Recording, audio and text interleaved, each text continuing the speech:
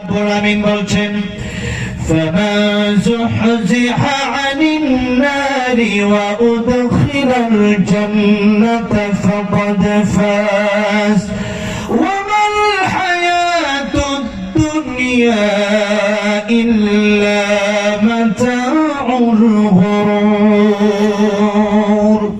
কিয়ামতের ময়দানে জান্নাতে যারা যাবে, জাহান্নাম থেকে যারা পরিত্রাণ পেয়ে যাবে, তারা হচ্ছে প্রকৃত সফল কাম। আর আমার হায়াতুদ দুনিয়া ইল্লা মাতাউল গুরুর, এই দুনিয়া হচ্ছে পার্থিব জীবনটা হচ্ছে ধোঁকা। এই জীবনে যারা দুনিয়ার পেছনে ছুটছে, এরা আসলে ধোঁকার পেছনে ছুটছে। এরা কিসের পেছনে ছুটছে? ধোঁকা। ধোঁকা। মা হাদিহিল হায়াতুদ দুনিয়া ইল্লা লাহুন ওয়া লাইব। আল্লাহ বলে এই দুনিয়া হচ্ছে খেলাঘর। ছোটবেলায় দেখতাম ছোট ছোট বাচ্চারা খেলে, ঠুকা পাতি চুলা পাতে, আমাদের দেশে বলে গাজীপুর বলে।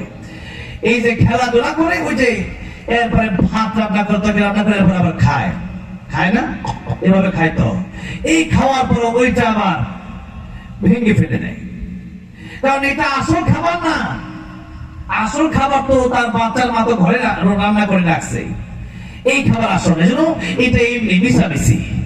এই দুনিয়া হচ্ছে মিশামিশি। এই দুনিয়া কি মিশামিশি।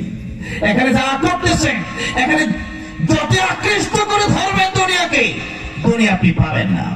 নবীজি বলেছেন তোমার তিনটা ভাই, নাম্বার 1 তোমার ধন সম্পদ, নাম্বার 2 তোমার আত্মীয় স্বজন, নাম্বার 3 তোমার নেক আমল।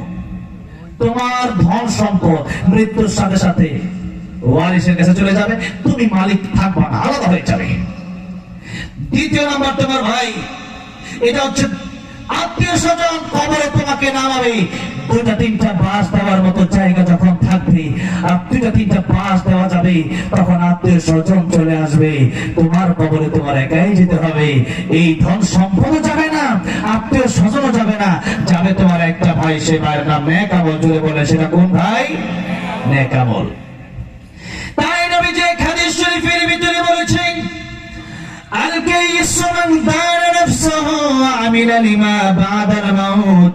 প্রকৃত জ্ঞানী ওই ব্যক্তি, যে ব্যক্তি তার নিজের চিন্তা করে আর পরকালের জন্য সে ব্যক্তি আমল করে নেয়। নিজের চিন্তা করে